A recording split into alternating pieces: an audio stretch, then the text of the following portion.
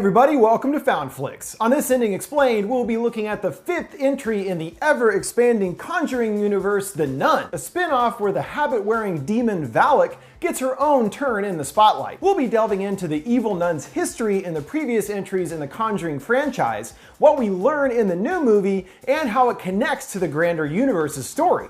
But before we get too deep into things, first a few of my thoughts on The Nun, which opened to over $50 million, breaking all box office records for the series. Yet the audience score and Rotten Tomatoes score show that perhaps people weren't that into what we actually got. For the most part, the Conjuring films are consistently well done, intelligent paranormal stories grounded in some kind of reality, with the exception of the first Annabelle. That was terrible. With The Nun, all of the expected behind-the-scenes elements are strong once again. Boasting a classically Hammer atmosphere, there's literally fog everywhere, red looming lights, all that great gothic horror kind of stuff. And the design of the Abbey where much of the action takes place is perfectly creepy, adding much just from the location's presence. Along with Taissa Farmiga and Demian Bakir front and center, the movie entirely almost the two of them, who do their best with what they have to work with, which really isn't much character-wise, showing us how good they both actually are. So all of the pieces were there for another winning entry in the Conjuring franchise.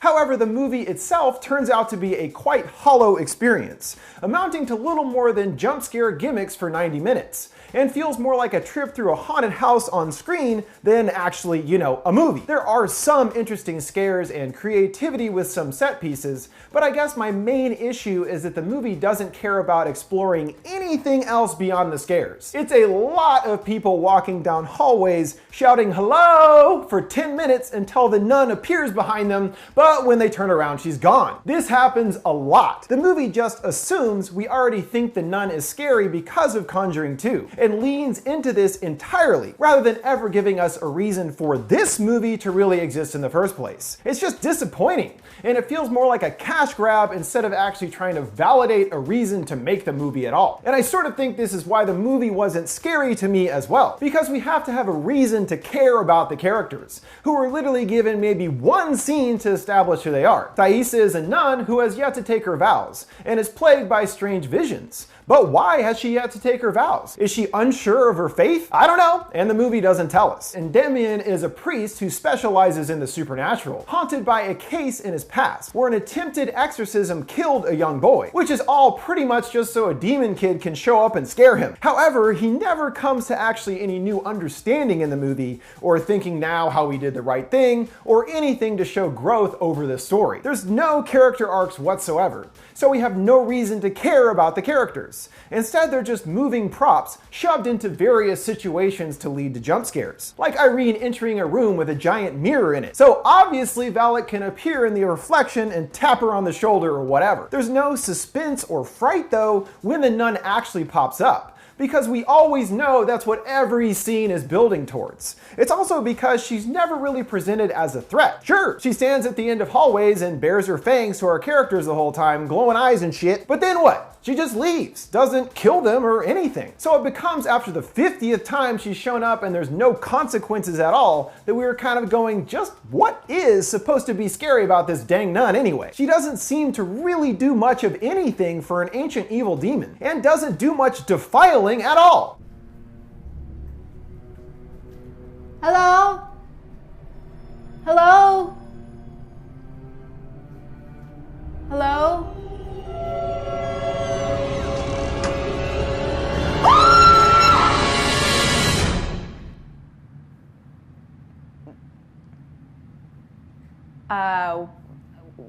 Were you gonna do something, or?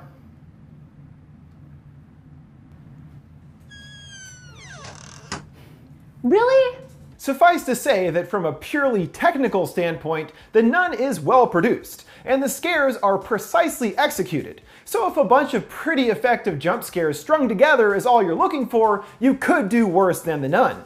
but I like to actually have some characters in my horror movies, which we don't get the luxury of here. Because the movie really is mostly jump scares, the plots introduced are consistently inconsequential, so there isn't a lot to discuss when it comes to the story of the movie. Irene and Burke show up at the Abbey, and the nun messes with them. Then they defeat it, but not really, since she's in The Conjuring 2 later. The end. But even taking my grievances into consideration, we do learn more about the demon Valak. So let's move on with a recap of her appearances in the series so far and how it fits into the timeline. Chronologically in the series, she was first referenced in Annabelle Creation, taking place predominantly in 1955, as Sister Charlotte, who tends to the kids, was actually part of the convent where Valak has been, finding her amongst a picture of the nuns. Then in the post-credit scene taking place a few years earlier, Valak makes a brief appearance, seeing her floating forward extinguishing candles in a church in Romania, the same one that Sister Charlotte came from. She then came to real prominence in The Conjuring 2 as one of the primary malevolent spirits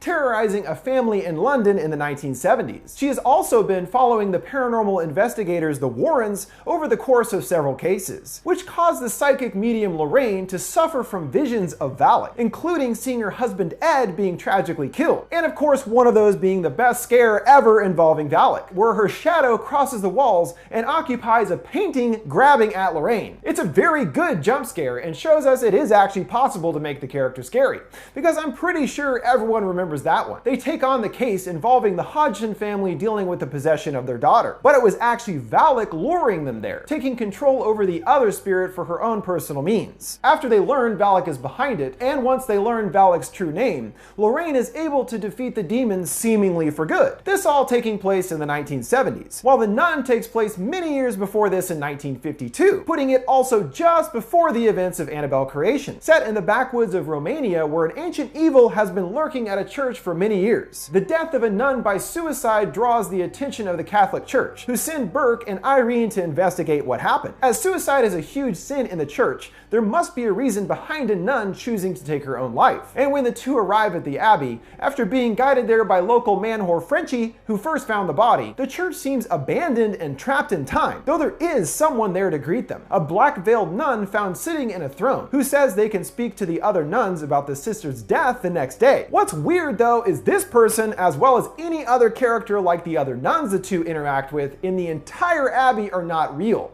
but an apparition or hallucination created by Valak. So even when Irene is allowed to enter the rest of the Abbey and meet several other nuns, including Sister Oana, who tells her all about the history of Valak and the church, none of these people are actually there. By the time Irene and Burke show up, all of the nuns there have already been wiped out. I'd initially thought they were maybe going to establish these other nuns as evil nuns working for Valak in a kind of church of evil, which I think would have actually been pretty cool. But nope, just apparitions created by Valak, which is especially odd as this means it's actually Valak giving out information about herself to Irene. But why would she do that is the question, as it's through Oana we are told the origin of Valak and even how she was initially defeated. The Abbey was first built by a duke several hundred years ago, who used the location to dabble in summoning evil, eventually successfully creating a portal to the other side, basically hell, and bringing the evil demon Valak into our world for the first time. Whatever the duke's plan was, he was stopped when the church learned of his experiments, and a group of holy crusaders raided the Abbey and were able to seal the portal closed and contain the evil through the use of the blood of Jesus Christ himself.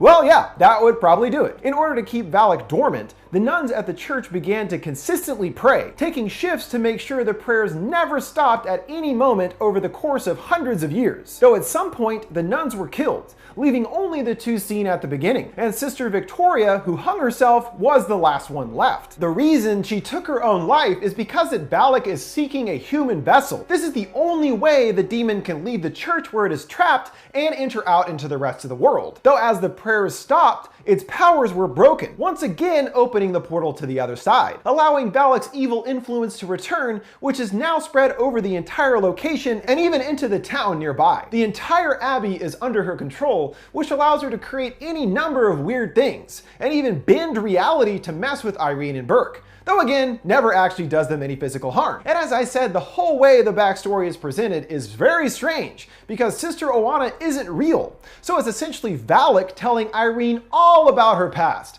as well as the one thing that could stop it, the blood of Jesus Christ.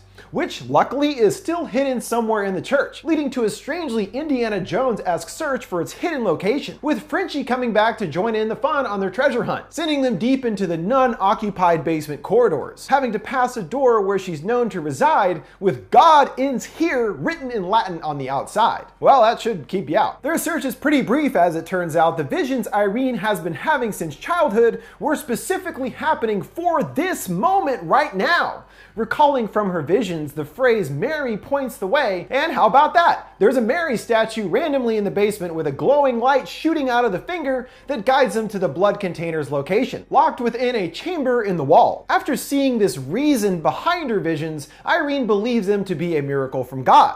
Yeah, that or lazy screenwriting, and decides now is a perfect time to finally take her vows and fully commit to being a nun. They then discover the portal's location, which naturally leads to Valak appearing and attempting to claim Irene as her vessel, having a pretty goofy encounter in a water-filled room, including Valak coming to the surface like a shark or Pennywise or something.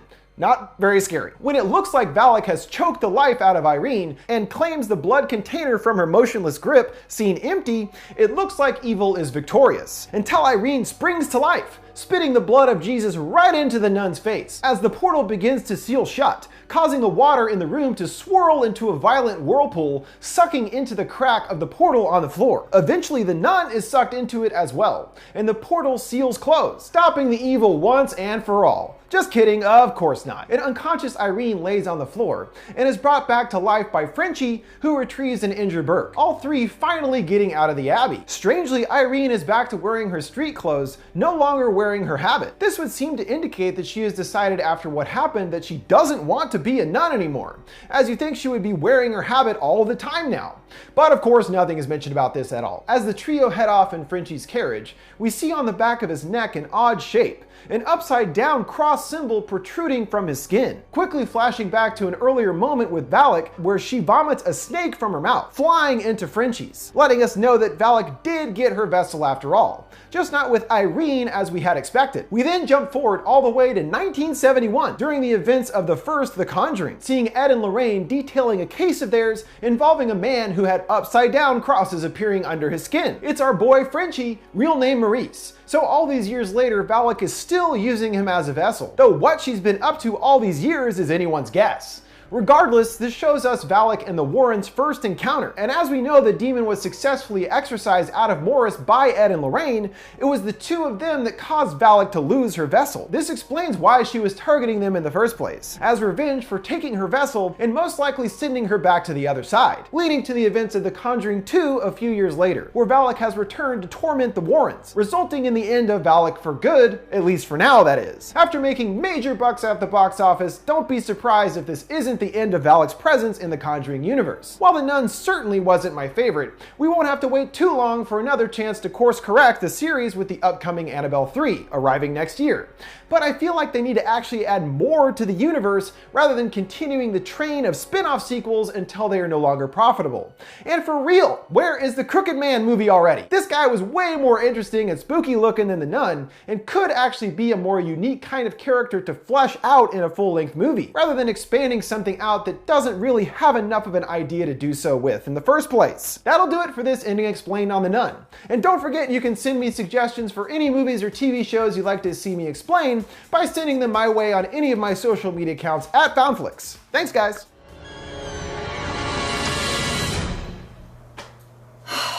Valak.